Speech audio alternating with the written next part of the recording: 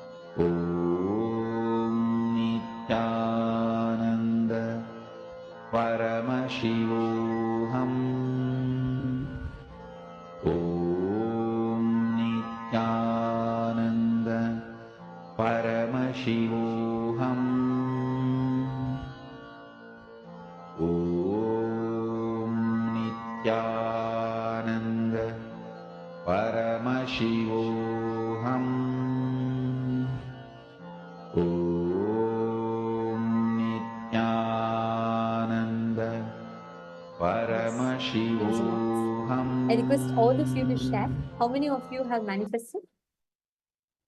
What was your experience? How many of you were able to see clearly and hear the sounds? See, this science is very, very powerful because it will infuse that space of Paramashanta, absolute peace, absolute bliss, absolute joy in you.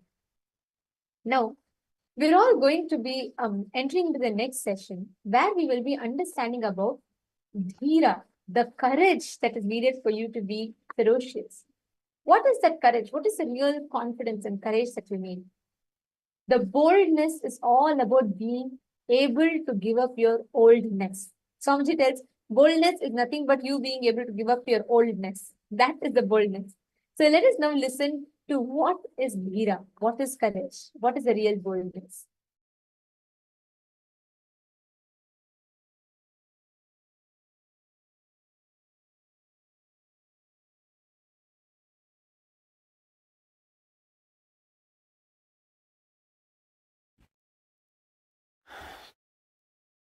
Paramashiva's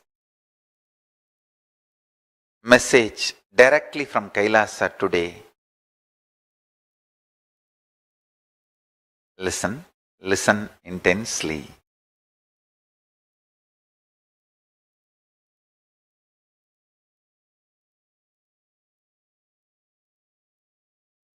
Having broad space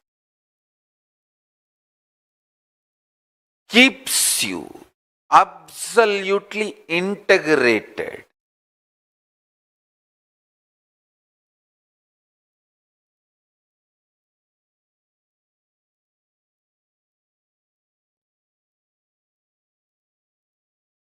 Continuously manifesting life. Manifesting life is manifesting powers. Powers are nothing but life into the power of 3.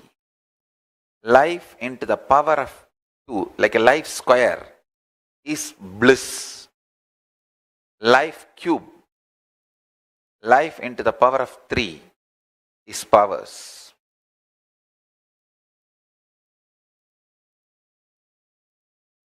Having broad, expansive inner space.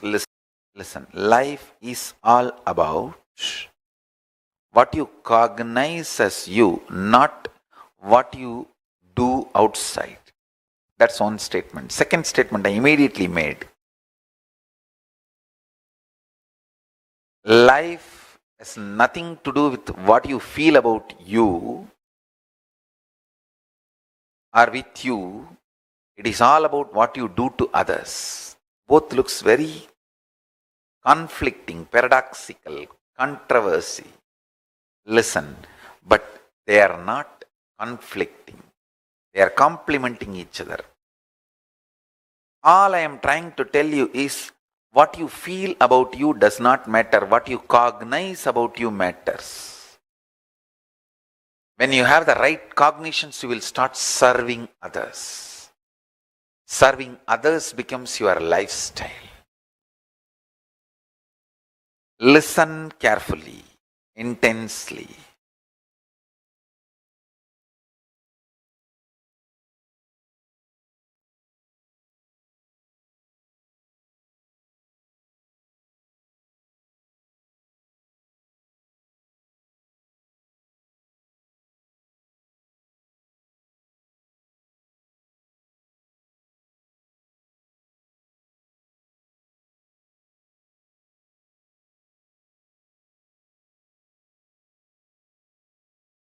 What you are going to powerfully cognize about you, decisively, that matters.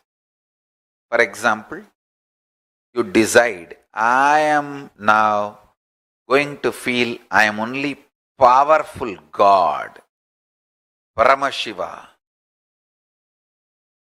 who has absolute power over my inner space and power over my outer reality. Listen carefully. That decision you may be taking only for 1 minute. And the all remaining 23 hours and 59 minutes, you may be in depression, self-doubt, self-hatred, self-denial, all kinds of hitting with worst space a person can have, and feeling shitty about yourself, your life and everything. All that feeling you are having 23 hours, 59 minutes does not matter. The 1 minute which you decided, you are going to powerfully cognize yourself as Paramashiva. That matters, because cognitions, consciously taken decisions, gets recorded into your biomemory. Vague, confused, immature, mood swings, feelings, all that gets recorded only even in your muscle memory. Listen. Even if you receive 99,000, it is less than 1 lakh. Because the very digit is different. Having large, expansive inner space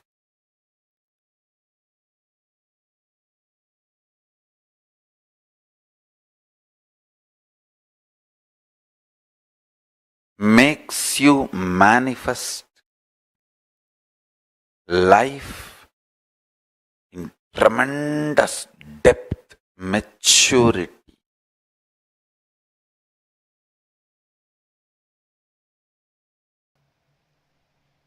Dhiras who micromanage the inner space are dhiras. Dhira means who is not stuck in any pattern inside.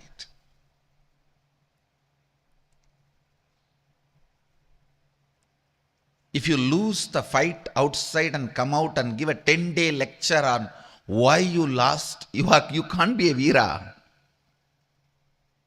Nobody is interested in giving you any respect by listening to your lecture. Oh, it was too hot and I always feel energetic in the AC and cold area, but in hot I lose my sense and control. I was so irritated. I could not tolerate the other fellow's sweating smell, so I lost it. Who cares? Loser. Even if he gives 10-day lecture on the reasons why he lost, he's not going to get the title Veeraha. He's not going to be Veeraha. Dhira means who conquered inner space, who micromanages inner space,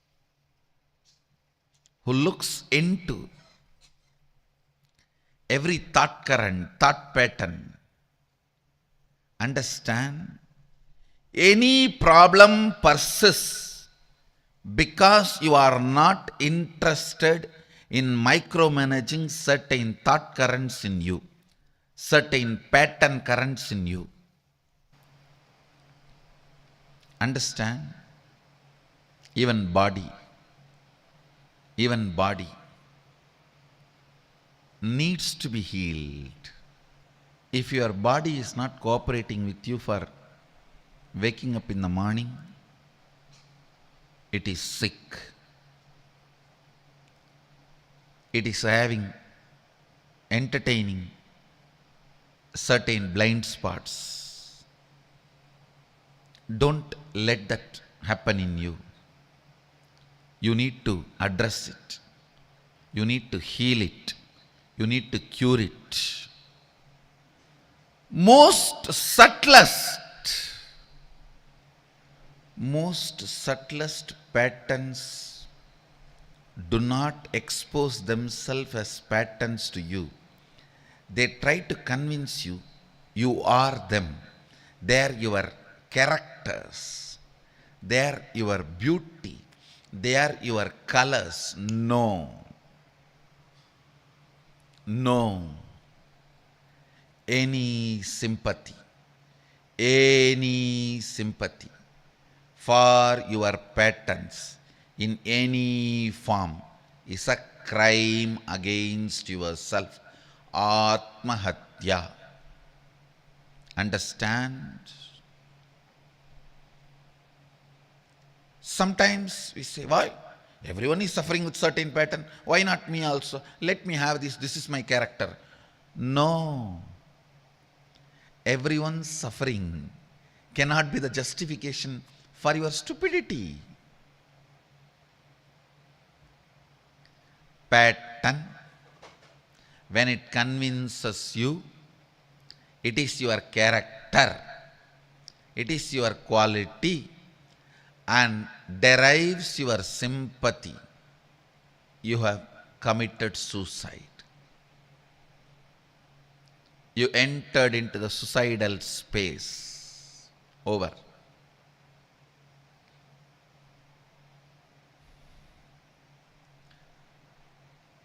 Most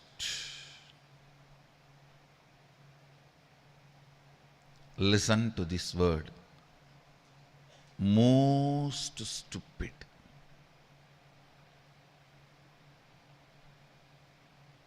Suffering comes to you by you not recognizing the source of that suffering as your pattern. Look in. Look in. Justifications do not bring you result. Long theology, philosophies do not bring result. Who do not compromise in the inner space, who feels their inner space is like their chastity, is dhiraha. The level of integrity, the way you micromanage your inner space, that makes you dhiraha. That makes you dhiraha. Here, Upanishad declares, dhiras are those who discover the ear of the ear, mind of the mind, speech of the speech, prana of the prana, and realizing that they achieve the immortal,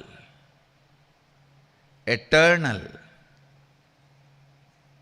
amrita bhavanti. They achieve immortal and eternal. Contemplate.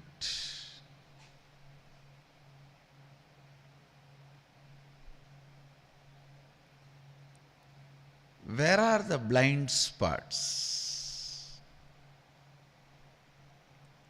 Continuously look in. If you are not able to attend the morning yoga, the blind spot is somewhere else. Somewhere else you are deeply cherishing the second thought current, some other thought current. Unless you penetrate into that thought current, you are not going to free yourself. You are not going to liberate yourself. Your anger, your discomfort, your vengeance. Unless you look into that and break,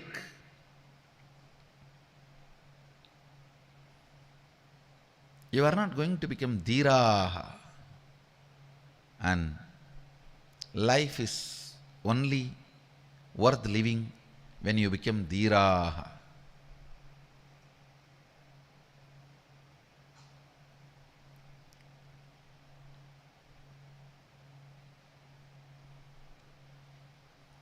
Shrotrasya shrotram manaso manoyat vachoha vacham savu pranasya pranaha chakchush chakshuhu atimushya dhiraha pretya smallokat amrita bhavanti.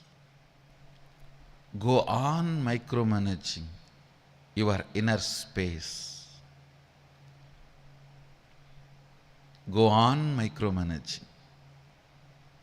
The moment you diagnose the thought current, thought pattern, immediately the pattern will melt. The moment you diagnose, if it is not melting, that thought current is not a real problem. Still you have not put your hands on the real problem, I tell you. Many times people, when they are not able to wake up in the early morning, they try to put more alarms, more cold water, sleep early. All that does not work. The gastric and stomach ulcer need to be healed because the problem is there. Putting more alarms,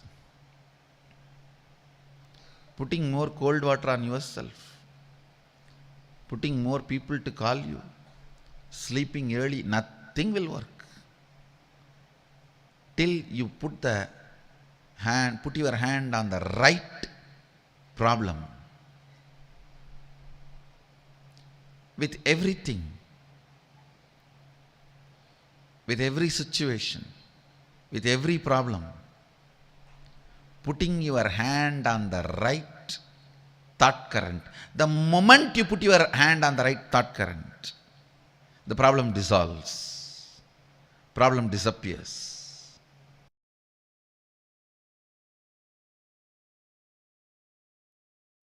Tyaga is the key to become God.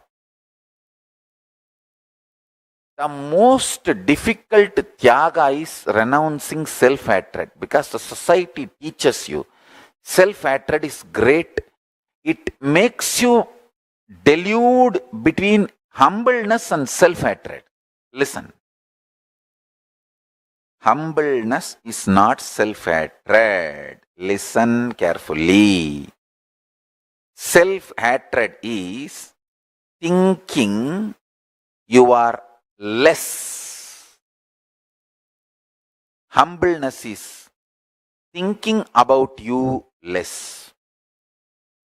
Less self-remembrance is humbleness.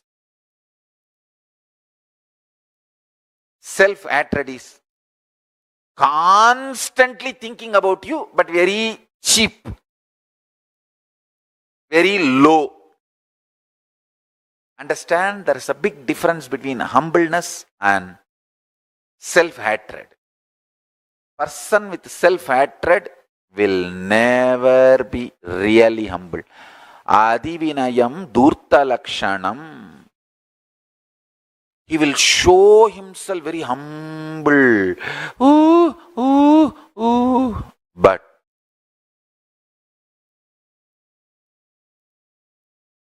he is not humble. Understand?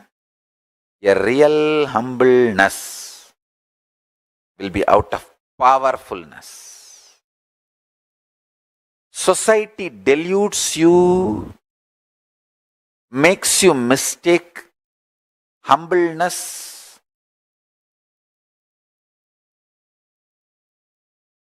your humbleness as self-hatred. And as you always in the state of self-hatred so that you will be humbled.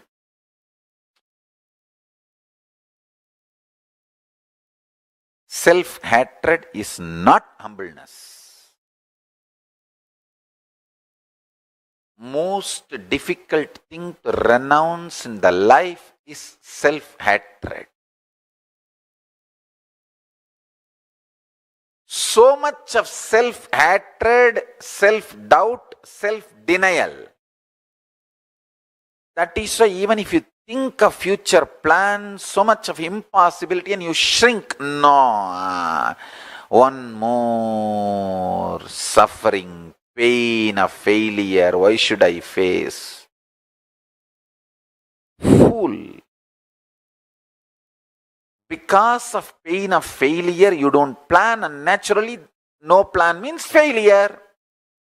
It is like because you are afraid some guest will come to your home, you call that person and tell him, please come, come.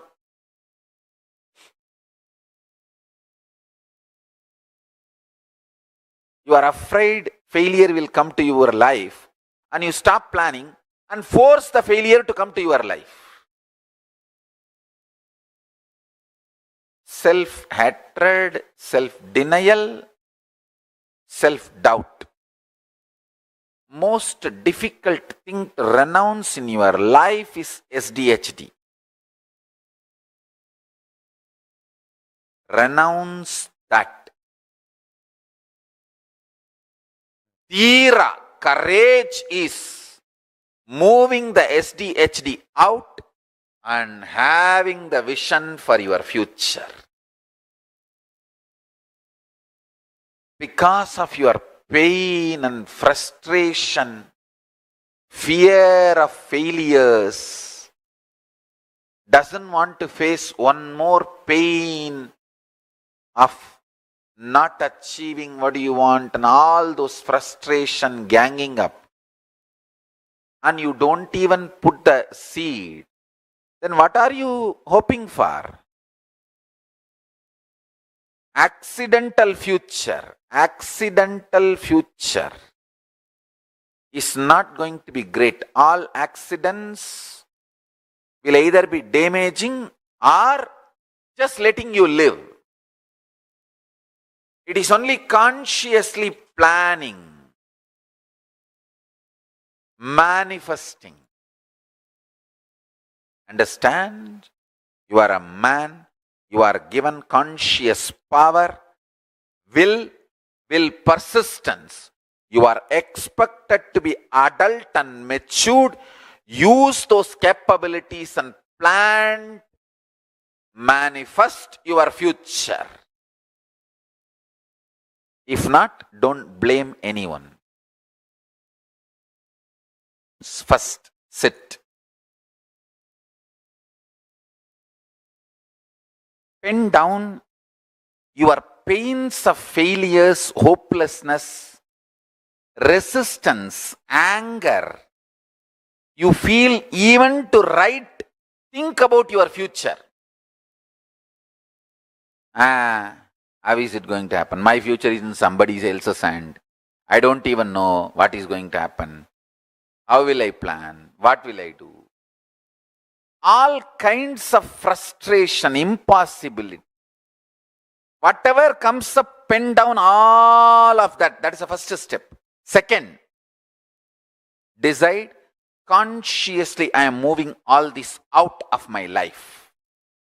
And now I am planting conscious seeds about my future.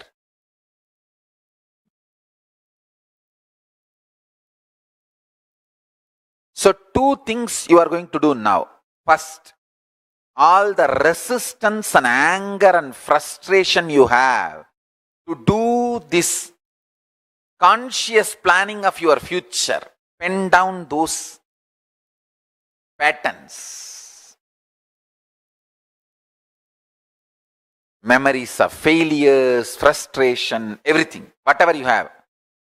If you don't have, great. If you have, pen down. That's the first. Second, pen down what all you want to manifest by which date, on the date exactly, on the calendar. If you want to manifest something by August, go to the August month and exact date you want to manifest that, pen down that.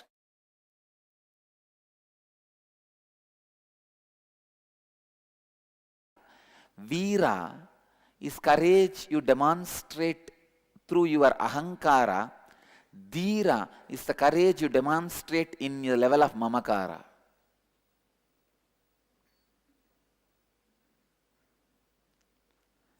The courage you demonstrate in ahankara is Veera. The courage you demonstrate in mamakara is Dhira. The courage you demonstrate in anyakara is Ira, the compassion.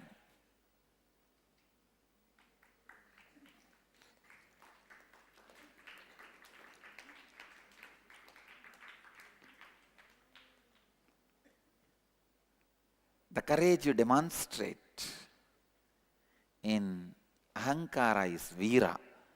In front of 10 people, die!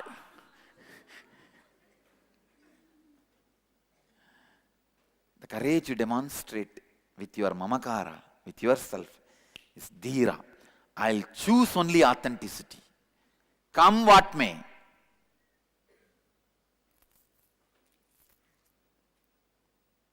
The courage you choose with the anyakara is Ira.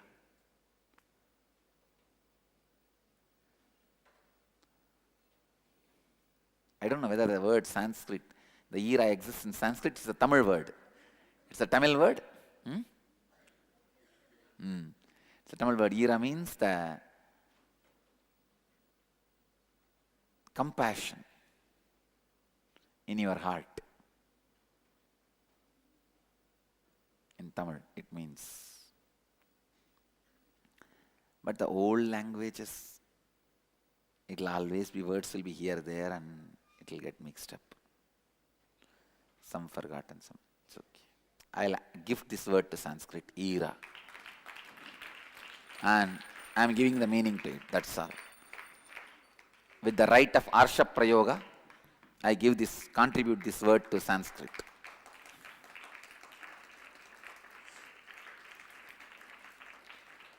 A rishi has a right to use Arsha Prayoga. As an incarnation who created so many rishis, I contribute this word to Sanskrit. Go ahead.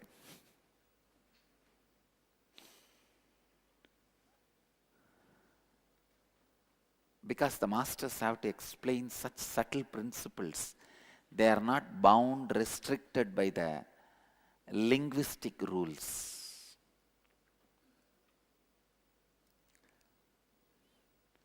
That is why in the tradition even country rules are bent. Because they have to express the cosmic rules in their body language. Sometimes the country rules are bent in those days during the Vedic tradition for the masters. The good and the pleasant approach man. The wise examines both and discriminates between them. The wise prefers the good and the good to the pleasant. But the foolish man chooses the pleasant through love of bodily pleasure.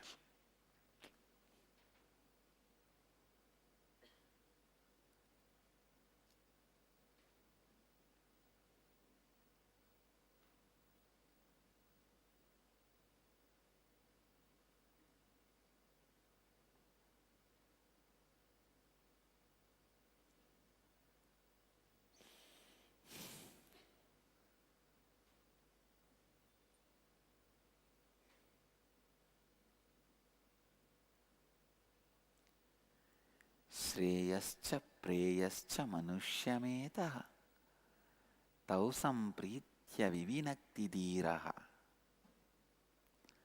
Authenticity and inauthenticity both approach man. The wise examines both and discriminates between them. The dhira, wise one, prefers the good, prefers the authenticity to the inauthenticity. But the foolish man, adhira, chooses the inauthenticity because of the incompletion in the bio-memory in the muscle memory. Tell me, all of you think, why did you choose the pizza knowing it is inauthenticity? Why did you say it's okay at that moment? Because the incompletion in the muscle memory, in the tongue, in the eyes, in the touch, pizza will have incompletion only in these three muscle memory.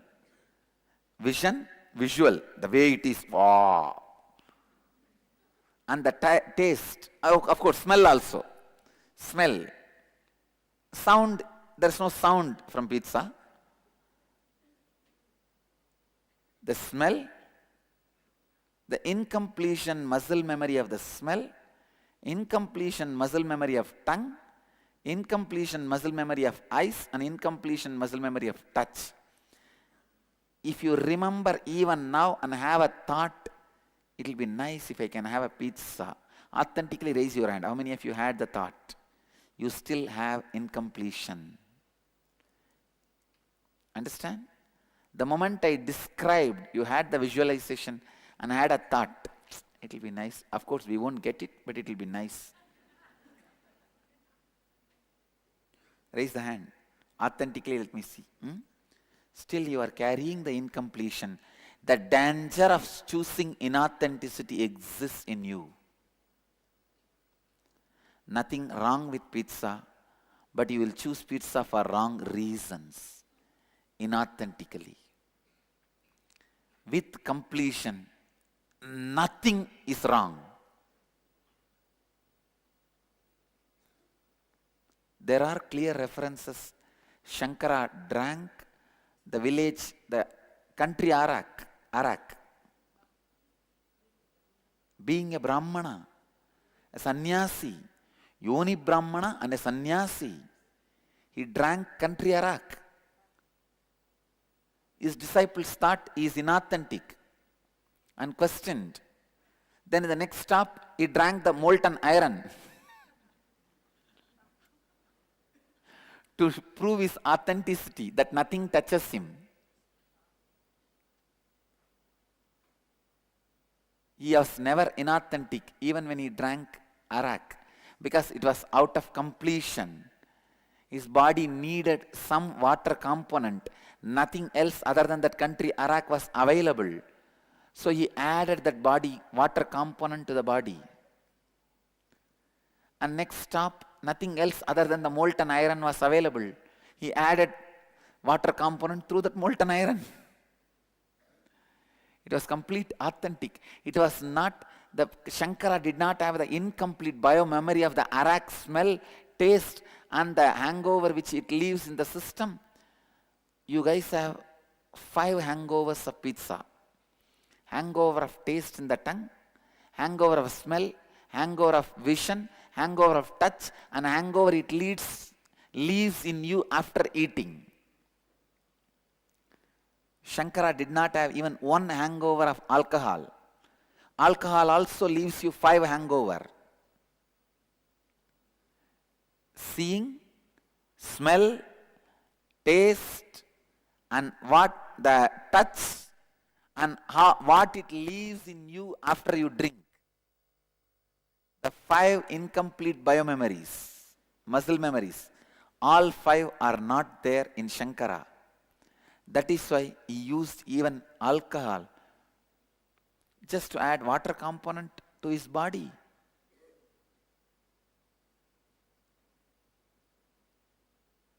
Ram Surat Kumar smoking. He never had an incompletion. So with incompletion, even pizza can hurt you. Without incompletion, with completion, even alcohol can't hurt you.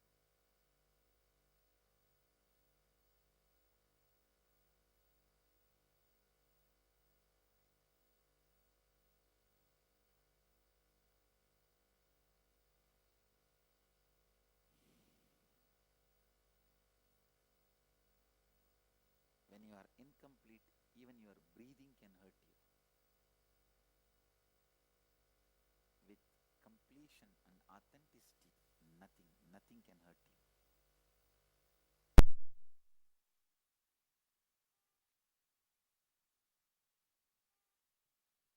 you. Look in. It may be out of inauthenticity. Inauthenticity.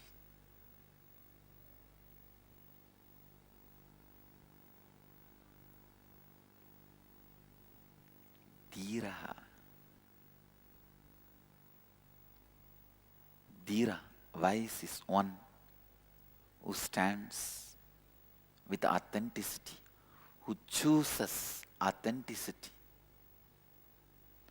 who does not choose because of the incompletions of biomemory. See, every time you choose inauthenticity, it's okay. Some of your incomplete biomemory is awake and says, yes,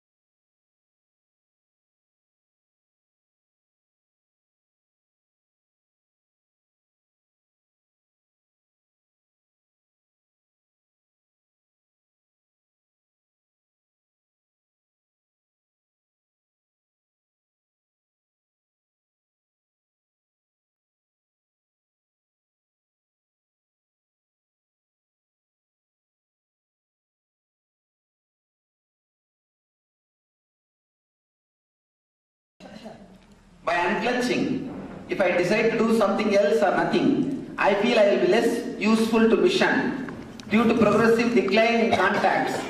Out of sight, out of mind. This is my concern. Please comment. Nice question. My mission is to make you unclench. Nothing else. Let it be very clear. I am not a missionary. I am not a missionary to do anything else. My mission is to make you unclench. One more important thing. By unclenching, if you don't support the mission, you should not support. See, let me be very clear. Many people involve themselves into my mission for various reasons. For various reasons. If you unclench, because of that, if your involvement is less, or you being productive to mission is less, never bother about that. That's good for you and good for me, good for the whole mission, good for everybody. It will be good for everybody. If you are being productive to the mission is due to the enlightenment experience which you had, satori which you had from this unclenching truth, that will be the right help, that will be the right service. So I feel, if you completely imbibe the truth which I am teaching, that will be the greatest service for the mission. Are the thoughts useless? What use you found from thoughts? 99% thoughts are totally useless. So. That's all. You yourself realize it. Yes. So, what is it within us is telling us that it is useless? What is this? Huh? I mean, there has to be some faculty within us that is telling us this is illogical, this is unconnected. So again, the mind is the So one, you say there is a faculty. the mind is the one that has to decide whether it's illogical or logical, isn't it? So again, we are using the help. Okay, see, mind is the one which is supposed to decide whether it is logical or illogical. Correct. That's the truth. So what is that mind? Bundle of thoughts. Bundle of thoughts. That's what now you saw. Right. Now what is that bundle of thoughts? No. But again, in order for you to know it is illogical, you need to have something to tell you that's illogical. Okay. What is it that within What is it that telling? That you should ask yourself. See, you are asking from what scale we can tell whether it is illogical or not. I tell you, you can't even call this as actually illogical because you don't have any other word, you are using it as illogical. It is not even, it can't even be described as illogical. It is logically illogical or illogically logical. You can't even describe, it is illogical. As doctor told, it's right. You can't describe it as illogical. If it is illogical, then what is logical? We don't have any word, that's all. Because of that, we are using the word illogical. Now only one by one, everything is coming out.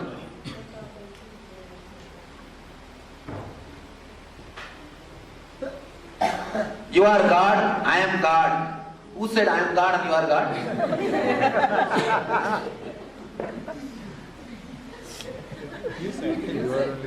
Who told you this? I told you. Long before. Now completely it is unclutched. How can you say that Nityananda only is sitting in front of you now?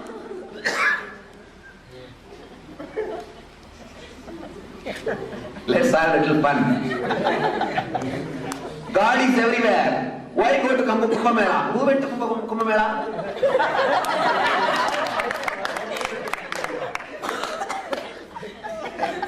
And why Anandeshwar temple? Who said there is a temple?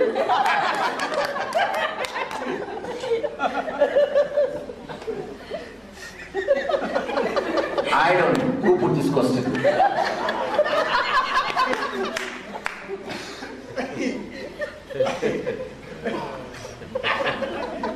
I understand. are God and I am God is a word now which you need to digest. Just be unclenched. You are God and I am God will become experience to you. See, now let us analyze. You say, I am God and you are God. Next moment itself you are suspecting it. That is why you are putting the question, why Kumbh Mela? So this means your thoughts are not consistent. Am I right? You say, I am God and you are God. If you keep quiet, then okay. But the next you put the question, then why go to Kumbh Mela? It means your thoughts are not logical. Am I right? They are not logical. First you are telling one and the second you are telling something else. It means your thoughts are unconnected, illogical, independent, irresponsible, unclutched. Just realize that. And the third word, why Anandeshwar temple? Now you are bringing the God also. The fight is after all between you and me. Why are you calling the poor guy? He is somewhere sitting happily. First thing, the logic with which you are asking the question has no base. Has no base. First, look into yourself and see how you are. Then ask any other question. This very question shows you are independent, unconnected, irresponsible, illogical, unclutched being. Thoughts are so illogical. Then which thoughts do we pick up? Is it based on our samskaras? What happens after enlightenment? You don't need to pick up any thought. Why do you need to pick up any thought? You don't need to pick up any thought. Is it based on our samskaras? Where is samskara? Samskara is also one more thought. One thing I am so happy that I wanted that a certain level of confusion should be created. By seeing the question, I am very clear that is created. Now we can go deep. Now we can dig the whole thing. What happens after enlightenment? Why do you bother about that now itself? You are asking, no random thoughts at all. Let me be very clear, no thoughts at all. Forget about random thoughts. You are sitting in front of a person who is speaking without thoughts, who is speaking without thinking. That is why I am able to speak for so many hours without preparing. If you are preparing and talking, if you are already prepared the lecture and bringing it and you are delivering it, two things. You need time to prepare the talk, and the second thing, and then after delivering you repent that you missed so many points. One more thing, there are some intelligent guys, they don't need to prepare outside. But during the talk itself, they will mentally prepare and start talking. Even if you do that, you will become tired after talking 1 or 2 hours. You can't be talking hours after hours. One more thing, person who mentally prepares and talks will be bored of talking the same subject second time. If you are a teacher, you know. If you are a teacher, you know. But I am talking almost the same thing for last 4 years, 4.5 years now. Now, in 5,000 hours DVD, practically I am telling the same thing. Because I am not thinking and talking. When we think logically, are we not connecting thoughts? What you think as logic itself is illogical. You connecting thoughts is not actually connection. What you think as connection you bring the nearer possible, the nearer concept thoughts. It's like a, let me describe it. Ajada Veda, there are two kinds of Vedas in the Veda means differences. Ajada Veda and Svagata Veda. Svagata Veda means by the quality itself it is two different things. The difference between cow and the monkey. By the very birth they are two different. There's one more Veda. The difference between your hand and your head. It's by quality it's the same body, but inside the body, like a subdivision. This is Ajada Veda, means by birth, by jati, they are not too different. The earlier division is totally different between cow and donkey, cow and monkey. By nature, they are two separate things. The second kind of Veda is, by nature they are not two separate, same body but two different parts. But there is a difference. There is a difference between your hand and head. Your hand's job is different and head's job is different. So, when you think logically, you may not connect the thoughts with the Svagata Veda, but even then your thoughts are not Ajada Veda. You understand? There is a minor division. Even what you think as logic is not completely connected. Between every thought there is a difference. There is a quantum jump. There is a quantum jump. You may not observe it clearly. You may not understand it. If you look, even with alright, whatever you think as logic, just see when it goes on inside you. It won't be logical. It will only jumping. It will only jumping. Your logic is also not enough logical. Enough logical.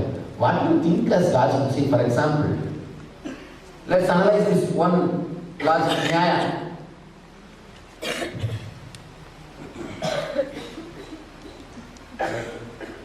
There's a two kind of nyaya, logic. In Nyaya Sutra means about logic in India there's a big darshana, means a big tradition which teaches the logic. There's a two kind of logic. One kind of a logic is like if you read the two statements, you can come to the conclusion of third statement. For example, all men have got one head. Socrates is a man. Now you know the third statement. What is the third statement? Socrates has got one head. This is one kind of logic. There is another kind of logic. Here, this gate has got two doors. First statement. Second statement, one door is open. You can't say the other door is closed. But now, before I uttered this word, your mind has come to the conclusion? Is it not? Yes. The moment I utter the word, there is a two door. One door is closed. What your mind says? How can you say that? So this is the life logic. Life's logic is not logical. It's not logical. Many times, you see, you think by connecting and making everything by generalizing. But when you live in a very small, narrow way. Your thinking happens in a different play. Your living happens in a different play. That is why so much of suffering. So much of suffering. For example, if you hear the news, your friend is loving somebody, immediately you come to the conclusion, you are not being loved. But the quality of love is such that you love more number of people, you are more open. You pour yourself so much. You know how to shower yourself. But your logic does not agree with that. Life, the big problem with the life and logic is, in reality, nothing is logical. But in thinking, you are trying your best to connect everything and put everything into one logic, so that you can manipulate it. Whatever is logical, you can manipulate, you can manage. But fortunately, life is not logical. Whatever you try to do, it is not possible. Could not unclutch last night. I am not able to unclutch is also one more independent, illogical, irresponsible thought. Why are you bothered about it? Let it come. Unclutch from that, over. Where you are already working on this. I observe the inward and outer me, and that those are unclutched. And there is duality I have been trying to identify. But I have not felt this change in perception. What holds me back? Nothing holds you back except your idea that you are not able to perceive. Now you say you are having an idea you are not able to perceive. Just unclutch from that thought, over. Just unclutch from it. Who is saying you are not enlightened? You. Just unclutch from the thought, over. Why are you clutching with it? That's all. What is the difference between so-called normal people and mentally retarded? Are mentally retarded people unclutched? They are not unclutched actually. They are over-connected. See, in your case, you are connecting at some point. Somehow you are able to manage to unclutch and rest. Those guys are not even able to manage that unclutching during sleep or during the boredom period. See, in your case, after a certain boredom or tiredness, you know how to unclutch and change and do something else. Those guys were not that intelligent and they are not able to do that. That's why they become mentally disturbed. If the mind can be aware of only one thought at a time, is it possible the mind is the one thinking it is body and mind, then thinking it is enlightened. See, if you are thinking, then it is not enlightened. Is enlightenment product of the mind? No. And dies with the brain? No. Your mind is much sharper, with great imagination. Oh, this is a nice question, challenging me. Now it's time. Let's. It's from the same person. I think from doctor only. Now I know. Understand? This is a very deep question. Sharp mind will not radiate compassion. The more your mind becomes sharp, you will see, more you become logical. The more you become logical, you will be more violent. Logic means separating. It will never give deep fulfillment to you. One more thing. Staying with one body is impossible. Staying with one thought is impossible. Here is saying, if the mind can be aware of only one thought at a time, it can be aware of only one thought at a time, but that thought cannot be saved continuously. That's the first thing you need to understand. Any thought cannot be consistent or saved continuously. Second thing, he is asking, the mind is the one thinking it is body and mind, then thinking it is enlightened. No. Mind is the one which is thinking it is body and mind. When that dies, you don't think you are enlightened, you are enlightened. People ask me, are you enlightened? Let me be very honest. The moment I became enlightened, the idea, the doubt whether I am enlightened or not has disappeared. Same way the idea I am enlightened also disappeared. I neither have a doubt whether I am enlightened or not, nor I have an idea or clarity that I am enlightened. I neither have a doubt whether I am enlightened or not, nor have an idea that I am enlightened. Simply it is there, completely unclutched, because all the masters use the word enlightenment to denote this state. To mention this state, I am also using that word. I am also using that word, otherwise that word has no meaning. Is enlightenment product of the mind? No. In a way it is product of the mind, because after it happens, after the mind disappears. So indirectly it can be called as the product of the mind. Maybe enlightenment is side effect of mind's death. Enlightenment is a side effect of the mind's death. Is enlightenment product of the mind and dies with the brain? No. It is neither the product of the mind nor it dies with the brain. Your mind is much sharper with greater imaginations. No. Actually, I don't have imaginations. That's the big problem. I don't have imaginations. I can say only one thing.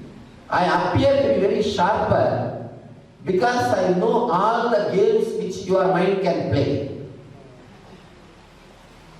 You may ask how I know all the games your mind can play. Because my mind has played all those games with me. I managed it.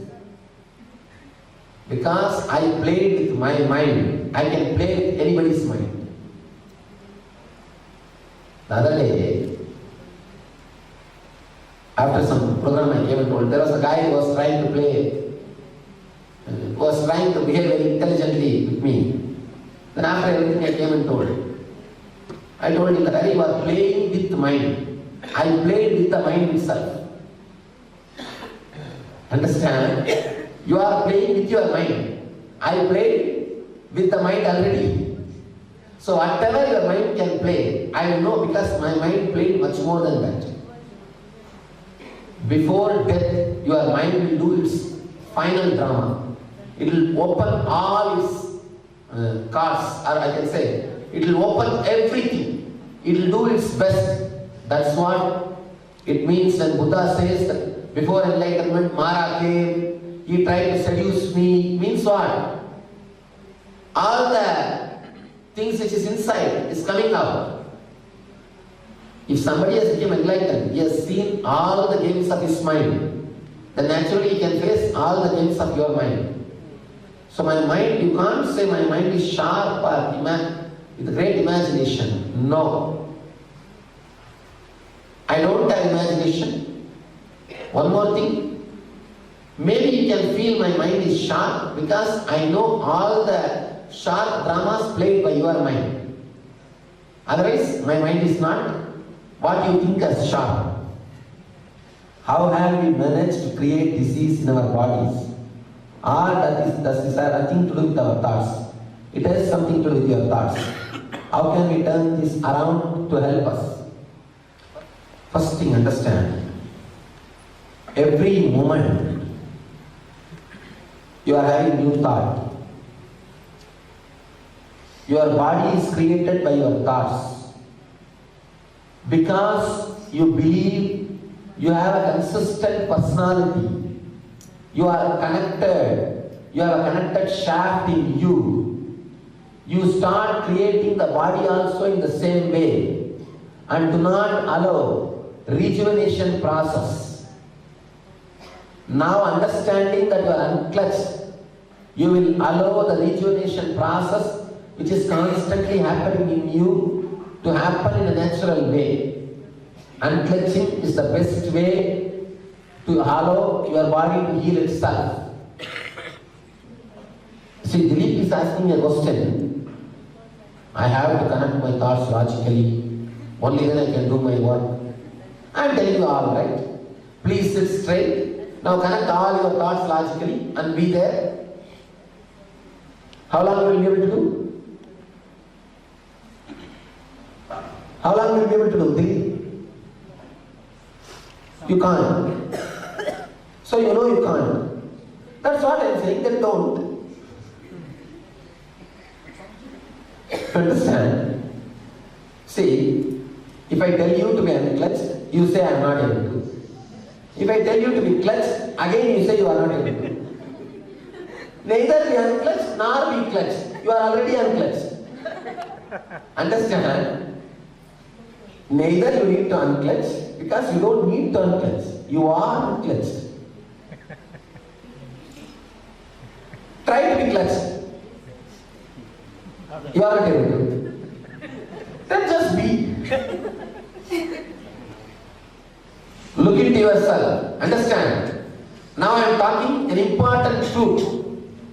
It's one of the important revelation. You will not be able to do any single act without contradicting thought happening in you. Anybody who says that I have done a single act without a contradicting thought happening in me, tell me. No. You can't.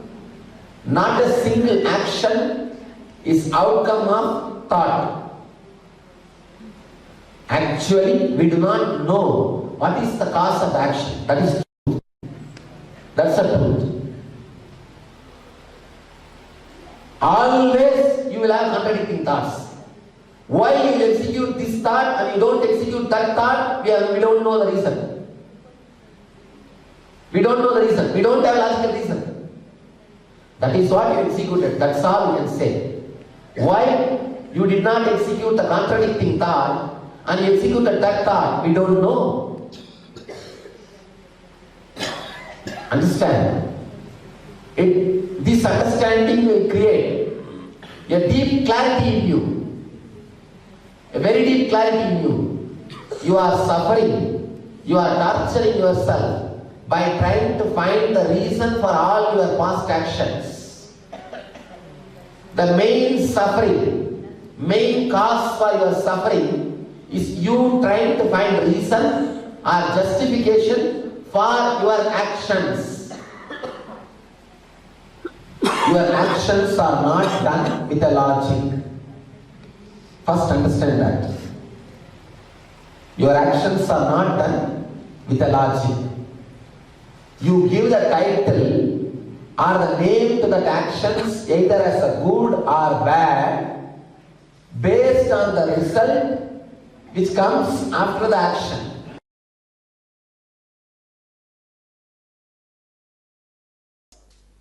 All bosses are always worried. Nobody knows why. And they constantly act as if they are worried. But after certain time, they forget they only started as acting. They start believing and they start living. And the delusion and illusion they created for others swallows them also over. Many times, to show you are a big guy, you would have started screaming in your office, in your house, with your team. Slowly, after a few days, even though you established you are a big guy everywhere, that screaming has become pattern in you. Agitation has become pattern in you. Being constantly irritated has become pattern in you. Even though it is not directly productive to the mission of your life, what you are supposed to achieve, it's like I get this pad to take class for all you guys. But after some time, I am so addicted to this pad, I keep it in front of my eyes, even though it is affecting my job of taking class to you. I got this to do my mission, taking class to you. After some time, I become so addicted to this pad, I just keep the pad and don't take classes. And knowing that this is affecting my mission, that is what exactly you are doing. I tell you, 99% of the things you worry about never comes true. 1% which comes true is always good for you.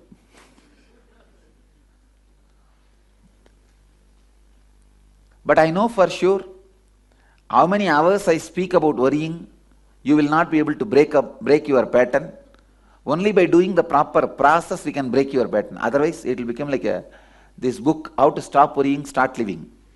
Till you read that book, you have 10 worries. After reading that book, you have 11th worry, how to stop worrying. That becomes 11th worry.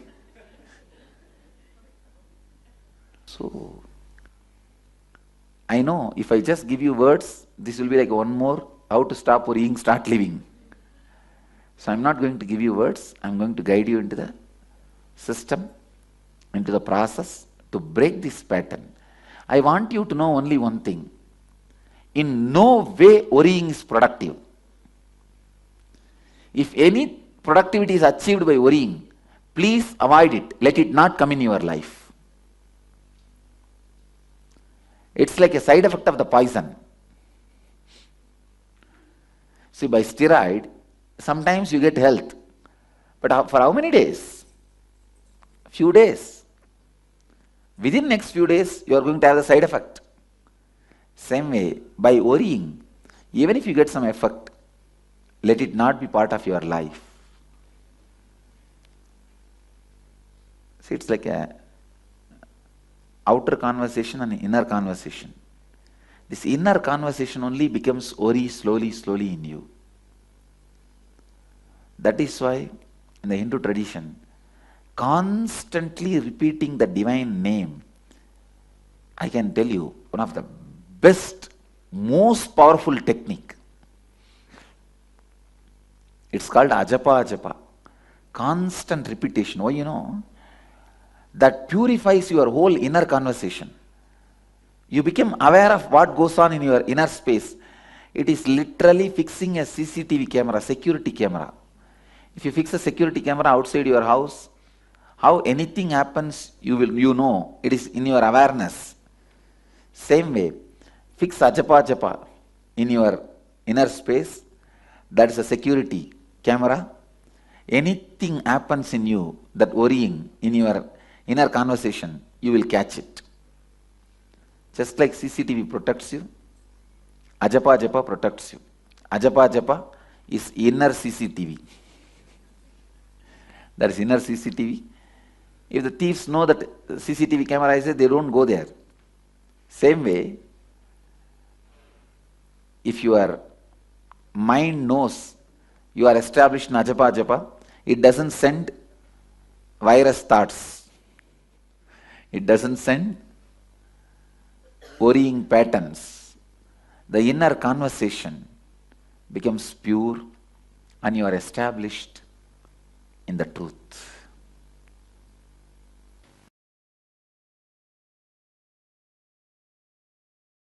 Perspective and vision about life. Yes. It's like whatever I am giving in satsang is more like a pure science. What I am giving it to you specifically is applied science. Come on. So now I want you to answer the fourth question. Okay. Fourth question is confusion, irritation and restlessness. No. Each worry, the emotions that the worry causes and the impact that worry has on you and others around you. Okay. So the main worry is I'm in US and my parents and my in-laws are in India. So I don't want to come and settle here in India. I want to enjoy whatever the, the life in US.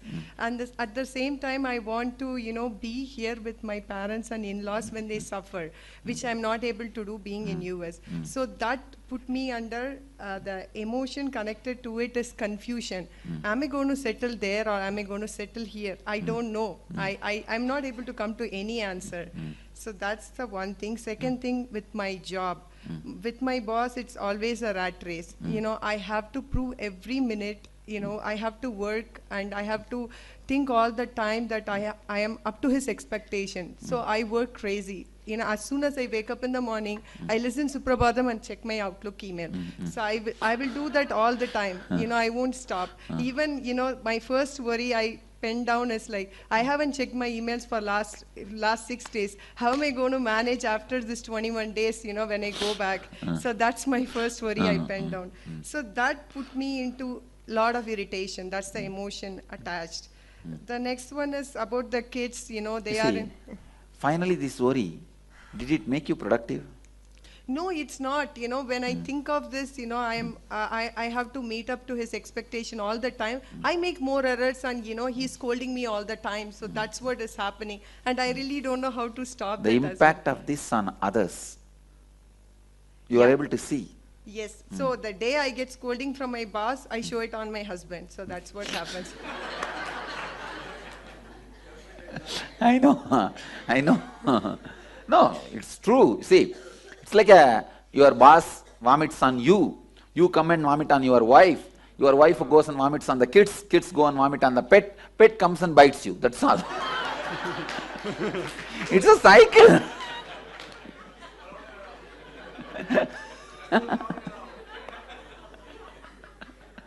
No, this is what is the karma chakra.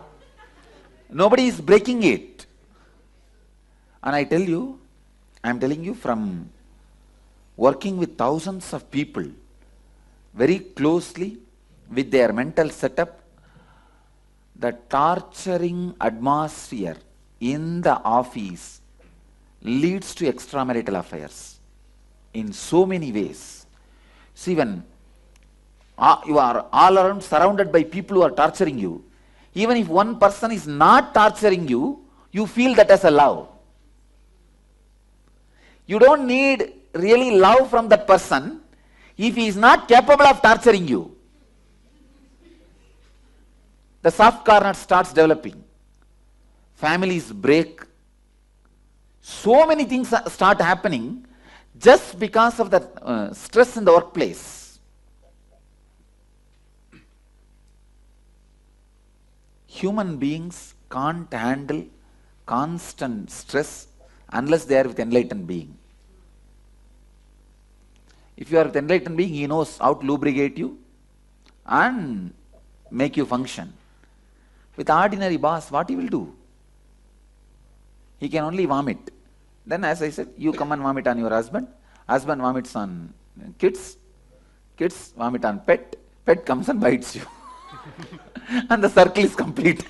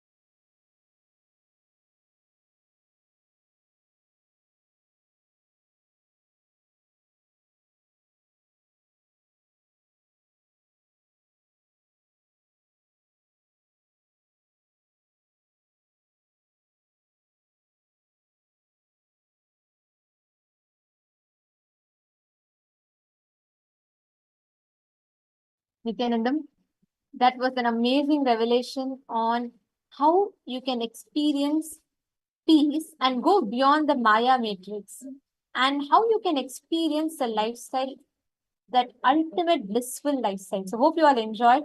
And tomorrow we're all going to be learning about awakening your DNA, how to experience a breakthrough in the very super conscious level, and how you can awaken your DNA. That's what we're going to be learning about tomorrow, and it's an amazing, very, very powerful revelation.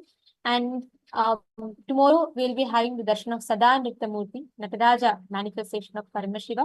So do not miss, please be there. Hope all of you enjoyed the program today. Hope you all had a good day. Tomorrow, any of your friends and family members, whoever is feeling, tomorrow is all about like having a breakthrough in life, like breaking through from the areas wherever you are stuck, and how to achieve perfectionism and at the same time expansion. So we're going to be learning about that and a lot more things. And most importantly, there's going to be a unique process called Chit Jata Granthi Bhedana process, where Swamiji will be awakening the strands of your DNA to give you a breakthrough in DNA level. So please join and do not miss. We thank all of you for being here with us today. This brings us all to the conclusion of our day today, and let us conclude with Purna Mantra. Om Purnamada Purnamidam Purnat Purnamudachyate Purnasya Purnamadaya Purnameva Vasishyate. Om Shanti Shanti Shanti. Hari Om Tat Sat Sarvam Bhagavat Shri Nityananda Paramashivoham Nityanandam. Thank you all, Nityanandam.